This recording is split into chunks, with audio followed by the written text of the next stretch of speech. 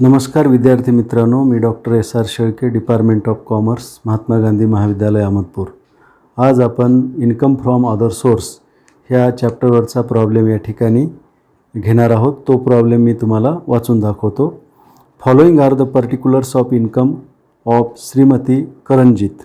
Number 1, interest received on government security ₹18,000. Number 2, dividend received from foreign company 16,000. Number 3, amount received from winning of lottery 1,33,000. Number 4, winning from betting ₹50,000. Number 5, income from letting on hire the private car into bracket letting on hire car in not the business of Srimati Karanjit ₹80,000.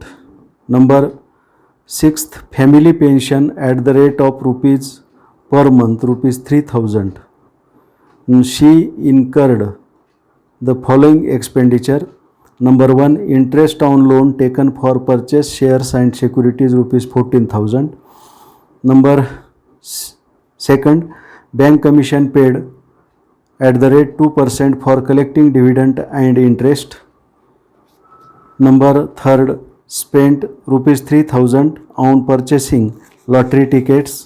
Number 4, expenses of the private car for the period during which it was let out ₹24,000 including depreciation. Compute the income of Srimati Karanjit under the head income from other sources for the assessment year 2020-21. तर अशा प्रकारचा हा problem आहे. आता ह्या प्रॉब्लेमचं आपण solution करणार आहोत. तर पहा, मी या ठिकाणी computation of income from sources of Shrimati Karanjeet for the assessment year 2020-21 असं स्टेटमेंट तयार केलेलं आहे. यामध्ये पहिला आयटम आहे interest received on government security. तर या ठिकाणी number 1, interest on government securities. Interest on government security ₹18,000. त्यानंतर dividend received from foreign company. आता ही फॉरेन कंपनी आहे, इंडियन कंपनी नाही. फॉरेन कंपनी असल्यामुळे हे डिव्हिडंड टॅक्सेबल होईल. म्हणून number 2, dividend from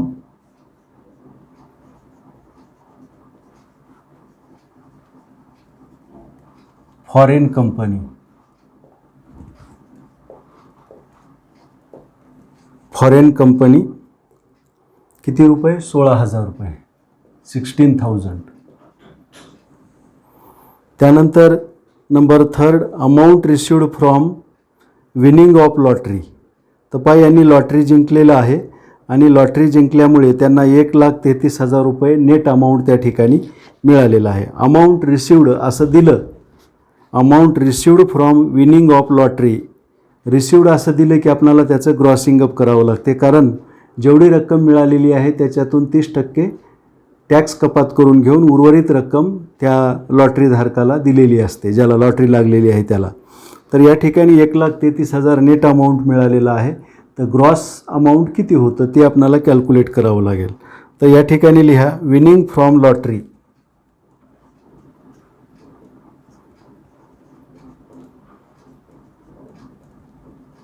winning from lottery या ठिकाणी लिहितो ग्रॉसिंग अप. म्हणजे हे नेट अमाऊंट आहे, 1,33,000 नेट अमाऊंट आहे. तर ग्रॉस अमाऊंट किती होतं ते कॅल्क्युलेट करण्यासाठी आपणाला हे ग्रॉसिंग अप या ठिकाणी करावं लागते. तर पहा, 1,33,000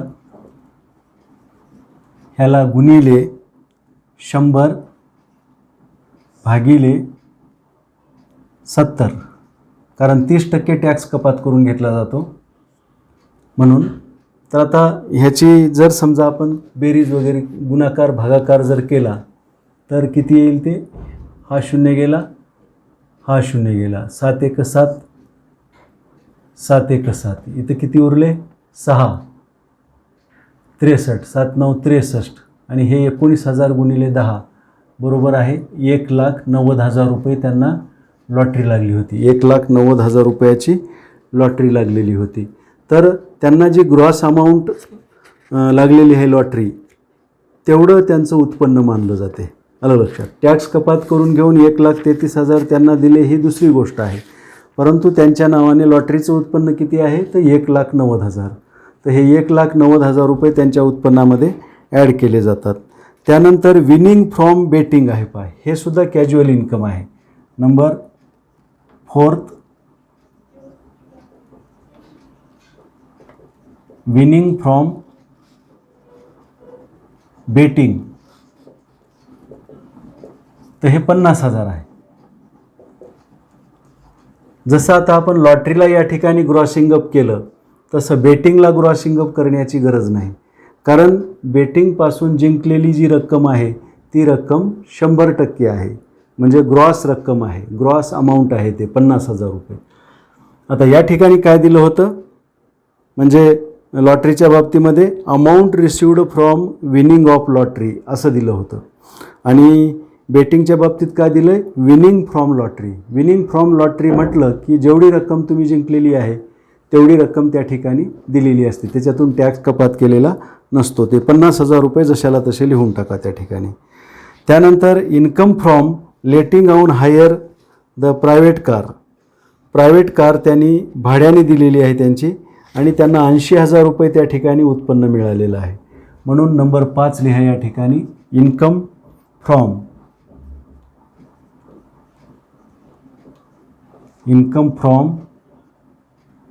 लेटिंग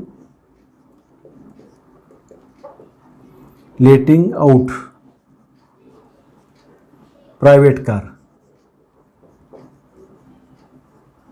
कार किती रुपये, 80,000 रुपये.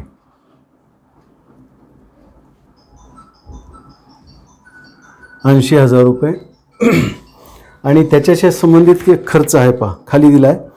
नंबर 4 खर्च आहे, expenses of private car for the period during which it was let out ₹24,000 including depreciation. तर तो त्याच्यातून मायनस करा, लेस अलाउड आहे तो, लेस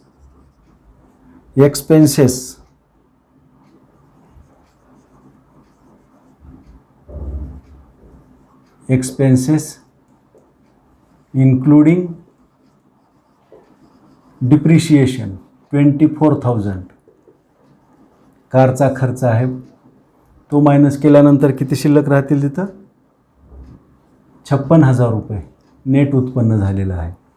कार भाड्याने देऊन त्यांना 56,000 रुपये त्या ठिकाणी उत्पन्न झालेलं आहे. त्यानंतर पुढं दिले पहा, family pension at the rate of rupees per month 3,000. या ठिकाणी नंबर 6, फॅमिली पेन्शन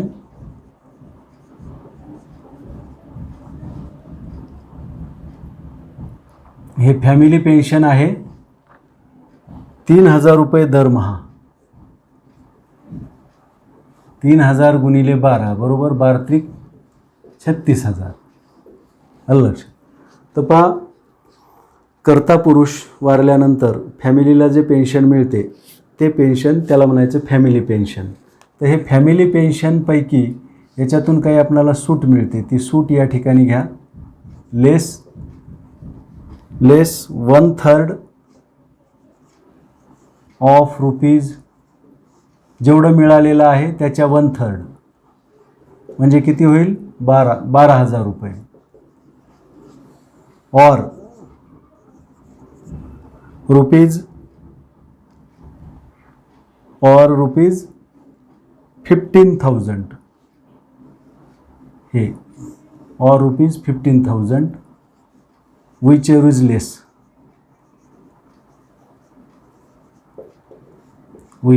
लेस, तर पहा फॅमिली पेन्शनच्या बाबतीमध्ये पुन्हा एकदा आहे का, हे जे फॅमिली पेन्शन आहे दर महिन्याला किती मिळते त्याला गुणिले 12 करून ती अमाऊंट या ठिकाणी घ्या, आणि याच्यातून डिडक्शन देत असताना जेवढी रक्कम मिळालेली आहे त्या रकमेच्या 1/3 रक्कम काढा, ती आली 12,000 किंवा रुपये 15,000.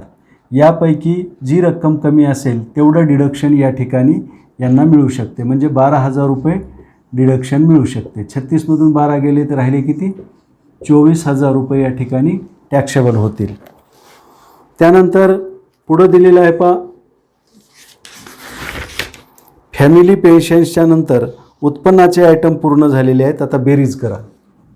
आलं? उत्पन्नाची आयटम आपण घेतलेले आहेत पूर्ण, यांची बेरीज करा. हे 3 शून्य, 8 आणि 7 14, 14 आणि 6 20 आणि 4 24ला 4, हातचे आले 2, 2 आणि 2 4, 9 आणि 4 13 आणि 5 18, 18 आणि 5 23, 24 25, 2,54,000 एवढं या ठिकाणी त्यांचं इन्कम फ्रॉम अदर सोर्स आलेलं आहे.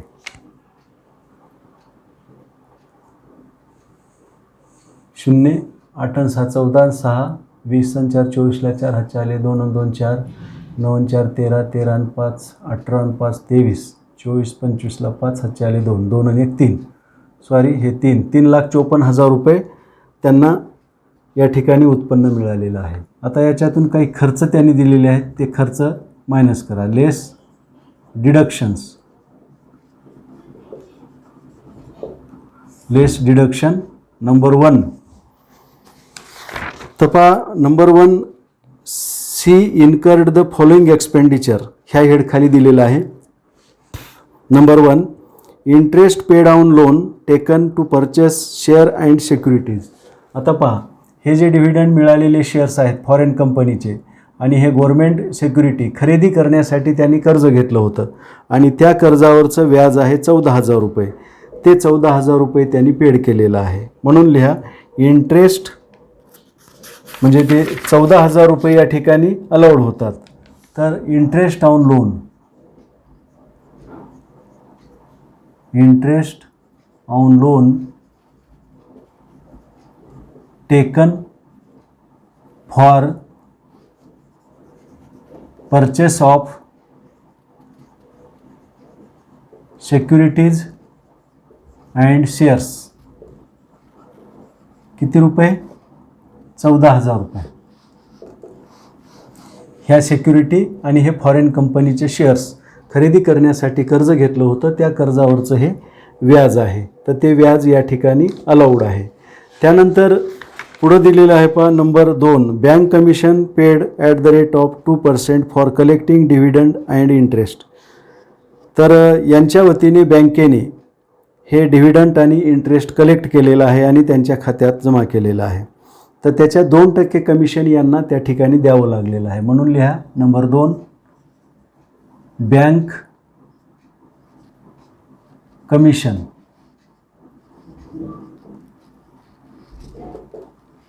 बँक कमिशन 2% आहे पहा. Bank commission at the rate of 2% on. आता इंटरेस्ट किती कलेक्ट केलेलं आहे त्यांनी? 18,000 रुपये इंटरेस्ट कलेक्ट केला आहे आणि डिव्हिडंड किती कलेक्ट केलेलं आहे? 16,000 रुपये बँकेनं. आलं लक्षात? म्हणजे करंजीत यांचं व्याजाचं 18,000 रुपये उत्पन्न आणि डिव्हिडंडचं 16,000 रुपये उत्पन्न त्यांनी जमा केलेलं आहे. जमा करून त्यांच्या खात्यामध्ये जमा करण्यात आलेलं आहे. तर ही रक्कम टोटल किती होईल? 34,000. आलं लक्षात? तर आता ह्या 34,000च्या 2% इथं लिहा 2% ऑफ ₹34,000. आलं लक्षात? 18,000 हे व्याजाचे आहेत, 16,000 डिव्हिडंडचे आहेत. एवढी रक्कम बँकेने त्यांच्या वतीने कलेक्ट करून त्यांच्या खात्यामध्ये जमा केली आणि त्याच्यावर 2% कमिशन आकारलेलं आहे. तर 2% 34,000वर किती होईल? हे 0, 4 2 8 आणि 3 2 6, 680 रुपये कमिशन होईल. पाहते 680 हा खर्च अलाउड आहे, तो डिडक्टिएबल आहे. त्यानंतर पुढचा मुद्दा आहे spent ₹3,000 on purchasing lottery ticket. तर लॉटरी तिकीट खरेदी करण्यासाठी एवढा खर्च झाला तेवढा खर्च झाला असं त्यांनी सांगितलेलं जरी असलं तरी आपणाला तो खर्च या ठिकाणी अलाउड करता येत नाही. म्हणून लॉटरी तिकीट किंवा बेटिंग वगैरेसाठी काही खर्च आलेला असेल तर तो खर्च या ठिकाणी अलाउड नाही. आणि चौथा जो मुद्दा आहे, 24,000 रुपये आपण ह्या कारच्या भाड्यातून वजा केलेले आहेत. Expenses including depreciation 24,000 already. त्याच्यामुळं आता हे दोन खर्चाची बेरीज करा. 14,680 14,680 रुपये. हे शून्य 10तून 8 गेले 2 राहिले. हातचाला एक 7, 10तून 7 गेले 3, हातचाला एक 5, 14तून 5 गेले 9, हातचाला एक 2, 5मधून 2 गेले 3 आणि हे 3. तर यांचं जे उत्पन्न आहे या ठिकाणी 3,39,320 एवढं उत्पन्न या ठिकाणी आलेलं आहे. पहा, 3,39,320 याला म्हणा इन्कम फ्रॉम अदर सोर्सेस.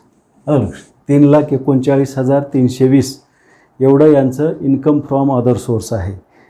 या ठिकाणी हा प्रॉब्लेम पूर्ण होतो. काही अडचण असेल ते विचारा. या ठिकाणी थांबतो. धन्यवाद.